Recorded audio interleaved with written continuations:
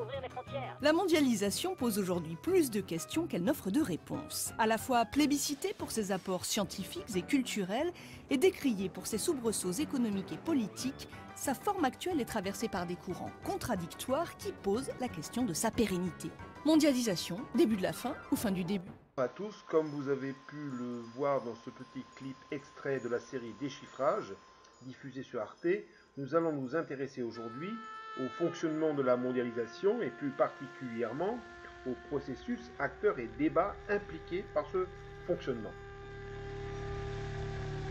Du point de vue historique, on pourrait définir la mondialisation comme un processus spatial d'extension progressive du capitalisme à l'ensemble du monde.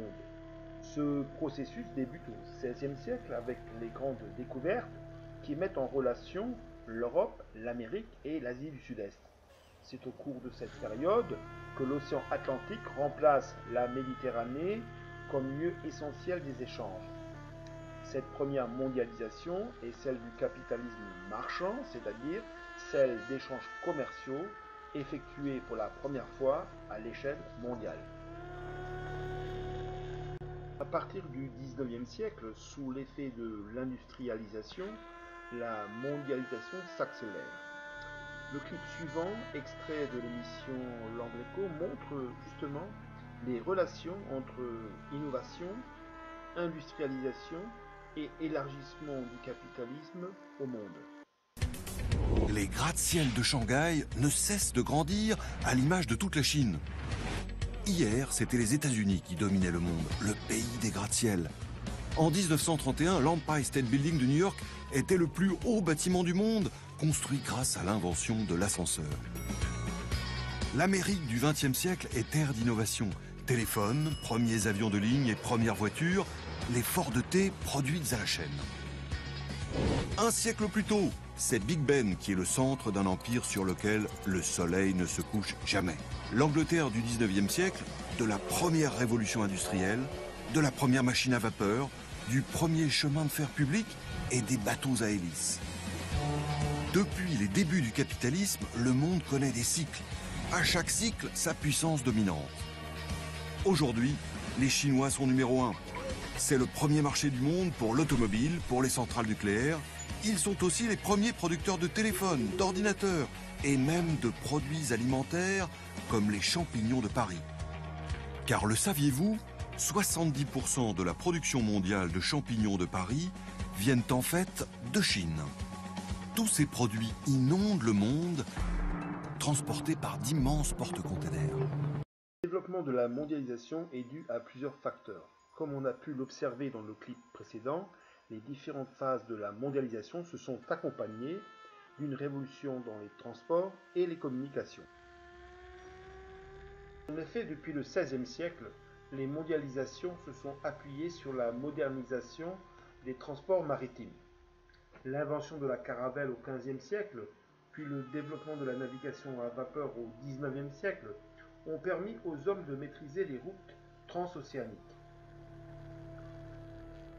La conteneurisation, c'est-à-dire la généralisation du transport des marchandises par conteneurs, tout comme la spécialisation des navires, comme les porte-conteneurs, les supertankers, ont favorisé l'explosion des échanges maritimes tout au long du XXe siècle.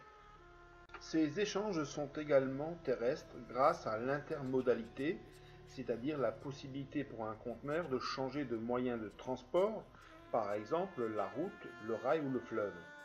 Conséquence, les grands ports mondiaux sont devenus des hubs où les conteneurs passent rapidement d'un mode de transport à l'autre.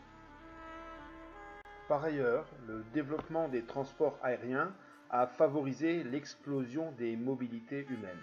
En effet, la généralisation du moteur à réaction, l'apparition d'avions à grande capacité comme le Boeing 747 ou l'Airbus 380, la multiplication de compagnies aériennes à bas prix comme EasyJet, AirAsia ont permis une démocratisation du transport aérien et l'essor du trafic aérien entre les grands hubs aéroportuaires. Enfin, la révolution des télécommunications permet de relier la quasi-totalité des territoires. Ici, à nouveau, ce sont les innovations qui permettent l'accélération de la mondialisation. Télégraphe au XIXe siècle, téléphone au XXe siècle, mais c'est surtout le développement de l'Internet et du téléphone portable qui permet à tout un chacun d'accéder aux télécommunications. Aujourd'hui, on compte plus de 2 milliards d'utilisateurs d'Internet et à peu près 6 milliards de téléphones portables sont en circulation dans le monde.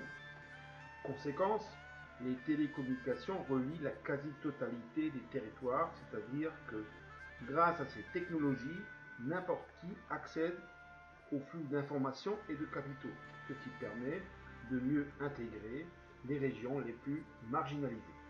Dernier facteur et loin des moindres, favorisant la mondialisation est le développement du libre-échange et des politiques de déréglementation. En effet, pour favoriser la libre circulation des marchandises, des capitaux et des hommes, les États décident d'abaisser les tarifs douaniers, de créer des paradis fiscaux et des zones de libre-échange.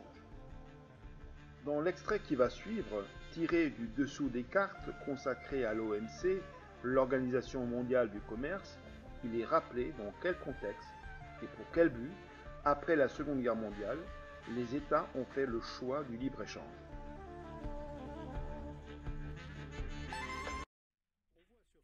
Du monde, les États membres de l'OMC début 2011, soit 153 pays. La fonction première de cette organisation internationale qui siège à Genève est à la fois de faciliter le commerce entre les pays et de le réguler. Et comme aujourd'hui environ 90% des flux commerciaux mondiaux se font entre les États membres de cette organisation, on mesure à quel point l'OMC est un acteur international important. Alors comment est-ce que tout cela a démarré ? L'idée d'une organisation du commerce régulatrice remonte à la fin de la Seconde Guerre mondiale, comme d'ailleurs l'ONU, le FMI ou la Banque mondiale. Cette idée se fonde sur les théories classiques du libre-échange, dans la lignée des thèses de Adam Smith ou Ricardo, mais elles sont comme renforcées par la crise financière de 29. Car en provoquant un retour au protectionnisme des États, la crise de 29 est analysée comme l'une des causes de la Deuxième Guerre mondiale. Donc l'idée qui prévaut alors est que l'interdépendance économique peut être une des manières de garantir des relations pacifiques entre les États. À partir de 1947, les affaires commerciales internationales sont d'abord encadrées par ce qu'on a nommé le GATT, c'est-à-dire l'Accord général sur les tarifs douaniers et le commerce.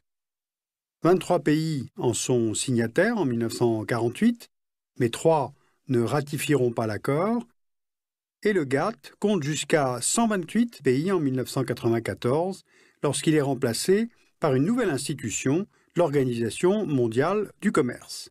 Et là aussi, le nombre des États membres n'a cessé d'augmenter, passant de 136 en 1999 à 153 aujourd'hui en 2011, plus 31 États observateurs. Regardez cette carte. Entre 1950 et aujourd'hui, le volume des échanges commerciaux dans le monde a été multiplié par 20. On voit là les principaux flux du commerce international, par navire, par avion ou même par Internet, essentiellement entre les grands pôles économiques habituels, mais de plus on observe que ces flux sont de plus en plus tirés par l'Asie, région à l'origine de fortes exportations vers l'Amérique du Nord ou l'Europe. Alors c'est évidemment le cas spécifique de la Chine, qui a fait son entrée à l'OMC en 2001. L'usine du monde, comme on dit maintenant, est désormais le premier exportateur mondial de biens manufacturés et elle a évidemment largement bénéficié de la réduction généralisée des droits de douane prônée par l'OMC.